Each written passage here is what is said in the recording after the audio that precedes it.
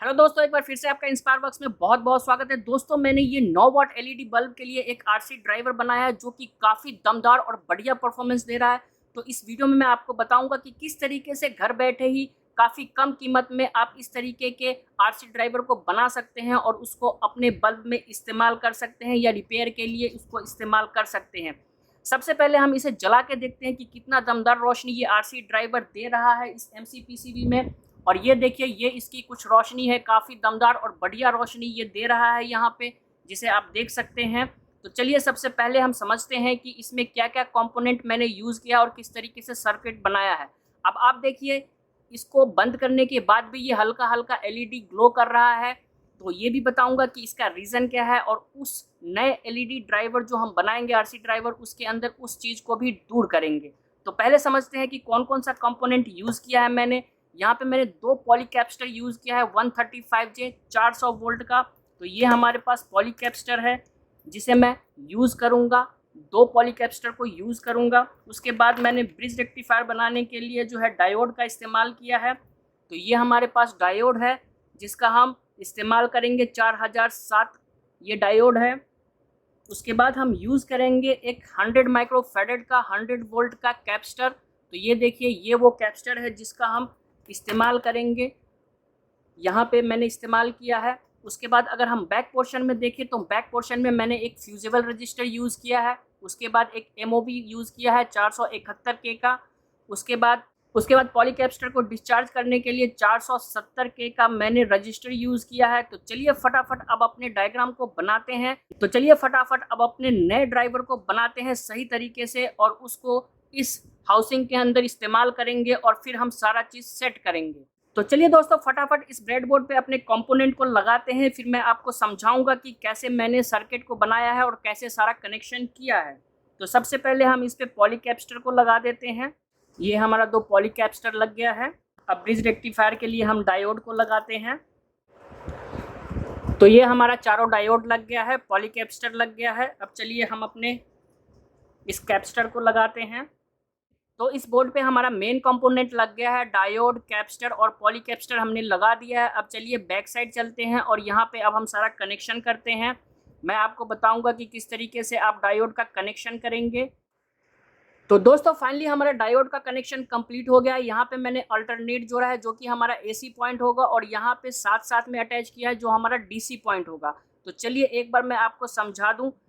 इन दोनों को मैंने साथ में ज्वाइंट किया है, इन दोनों को साथ में ज्वाइंट किया है जो कि हमारा डीसी पॉइंट बनेगा, प्लस और माइनस। और यहाँ पे मैंने जो है अल्टरनेट ज्वाइंट किया है जो कि हमारा एसी सप्लाई जाएगा। यानी कि पहले वाले को मैंने यहाँ पे ज्वाइंट किया है तीसरे वाले के साथ और दूसरे वाले को ज्वाइंट किया है चौथे वाले के साथ, जो कि हमारा मेन पॉलीकैप्स्टर में जाएगा और वहाँ से फिर एसी सप्लाई आएगा। और ये हमारा कैप्स्टर के एंड पे जाएगा जहाँ से हमको एलईडी बल्ब को जो है कनेक्शन देना है।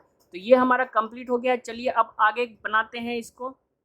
ये हमारे पास कैपेसिटर का नेगेटिव टर्मिनल है जो कि डायोड के नेगेटिव टर्मिनल से जाएगा और इधर हमारा पॉजिटिव है, तो यहाँ पे डायोड के पॉजिटिव टर्मिनल से कनेक्ट होगा।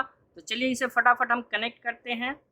यहाँ पे हमारा कैपेसिटर के साथ डायोड का कनेक्शन कंप्लीट हो गया है। चलिए अब हम डायोड के दूसरे पोर्शन को पॉलीकैप्सिटर के साथ जोड़ते हैं, एक को एक के साथ और दूसरे को दूसरे के साथ कनेक्ट करेंगे।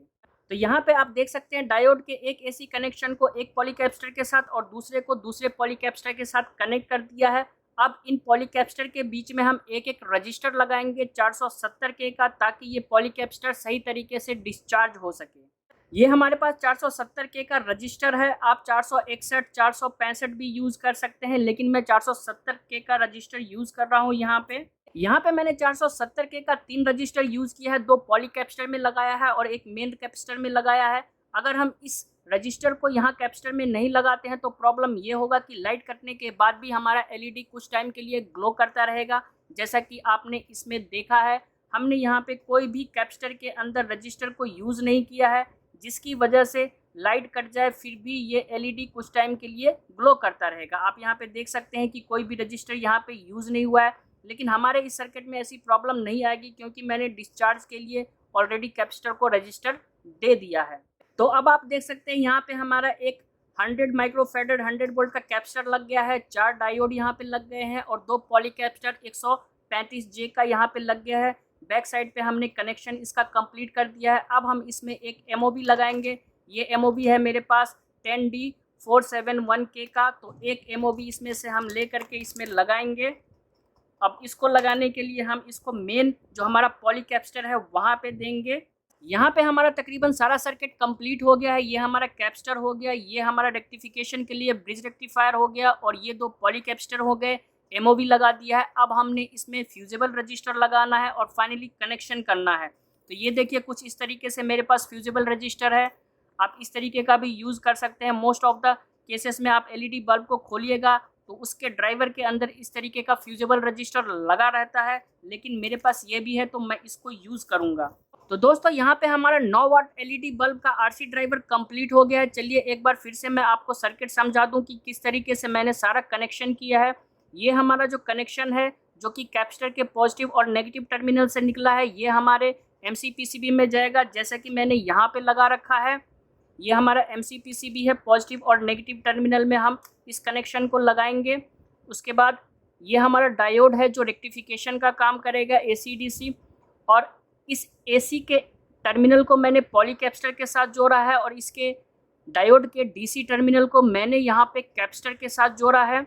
इसके बाद आगे हम बढ़ते हैं तो ये हमारा एमओवी है जिसे मैंने लगाया है एक पॉलीकैप्स्टर के टर्मिनल से और दूसरे लेग को दूसरे पॉलीकैप्स्टर के टर्मिनल से। इसके बाद मैंने इस एमओवी के साथ एक फ्यूजेबल रजिस्टर लगाया है यहाँ पे, और यहाँ पे एक डायरेक्ट कनेक्शन दिया है एसी सप्लाई के लिए। तो यहाँ से हमारा एसी सप्लाई आएगा एमओवी के थ्रू होते हुए, पॉलीकैप्स्टर के थ्रू होते हुए रेक्टिफिकेशन होगा, और वो फिर यहाँ कैपेसिटर के थ्रू फिर हमारे मेन एमसीपीसीबी में जाएगा। ये सारा कनेक्शन पीछे से मैंने आपको समझा ही दिया है कि यहाँ पे हमने 3 रजिस्टर को यूज़ किया है इस कैपेसिटर को डिस्चार्ज करने के लिए, नहीं तो आफ्टर ग्लो इफेक्ट होगा। ये हमारा रेक्टिफायर का कनेक्शन हो गया। यहाँ पे हमने 2 रजिस्टर यूज़ किया है, एक पॉलीकैप्स्टर के साथ यहाँ पे, एक पॉलीकैप्स्टर के साथ यहाँ पे, ताकि हमारा पॉलीकैप्स्टर भी डिस्चार्ज रहे। और ये हमारा ओवरऑल 9 वाट का आरसी ड्राइवर हो गया, जिसको आप 7 वाट, 8 वाट, 9 वाट और 10 वाट तक के बल्ब में आराम से यूज़ कर सकते हैं। तो चलिए दोस्तों अब हम इसकी टेस्टिंग करते हैं। इस बॉडी के अंदर इस आरसी ड्राइवर को फिट करते हैं, एमसीपीसीबी के साथ कनेक्ट करते हैं और देखते हैं कि कितना ज़्यादा रोशनी दे रहा है, बल्ब के अंदर कितना ज़्यादा ग्लो हमें मिलता है। ये हमारा ओवरऑल 9 वाट का आरसी ड्राइवर हो गया। तो चलिए इस बॉडी के अंदर इसको फिट करते हैं और फिर इसकी टेस्टिंग करते हैं हम। ये देखिए बहुत ही परफेक्टली इस बॉडी के अंदर ये आरसी ड्राइवर फिट हो गया है। तो चलिए पीछे से इसको पहले हम शोल्डरिंग कर दें। ये हमारे पास 9 वाट की एमसीपीसीबी है। तो चलिए इसको हम कनेक्ट करते हैं इस बॉडी के ऊपर। और ये देखिए ये हमारा लाइट है, बहुत ही बढ़िया और झकास लाइट ये आरसी ड्राइवर एमसीपीसीबी के साथ दे रहा है। आप देख सकते हैं हमारा 9 वाट का एलईडी बल्ब का आरसी ड्राइवर कंप्लीट हो गया है और बहुत ही बढ़िया रोशनी दे रहा है। अब यहाँ पे देखिए इसमें जो प्रॉब्लम आ रही थी आफ्टर ग्लो का, जिसकी वजह से ये हमारा एलईडी कुछ टाइम के लिए जल रहा था, वो इसमें बंद हो गया। इसकी वजह यही है कि यहाँ पे मैंने जो है कैपेसिटर के डिस्चार्ज के लिए रजिस्टर नहीं डाला था, लेकिन इसके अंदर मैंने लगा दिया है। तो अब ये परफेक्टली काम कर रहा है। चलिए इसका कैप लगा देते हैं और फिर इसकी रोशनी हम देखते हैं कि कितना रोशनी ये दे रहा है। और ये देखिए ये हमारा तैयार हो गया एलईडी बल्ब 9 वाट का आरसी ड्राइवर के साथ।